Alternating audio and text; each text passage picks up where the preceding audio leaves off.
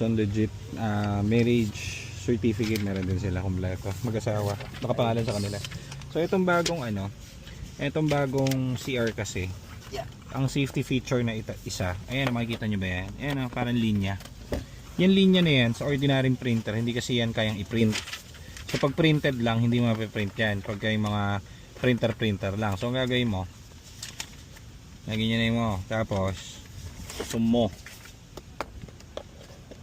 Ayan, babasa nyo ba? Ayan, kita nyo, nabasa nyo. Oh, ayan, Office of Transland Transportation Office. Oh, ayan. Ayan yan. Isang safety feature. Sa lumang CR meron din yan. Yan.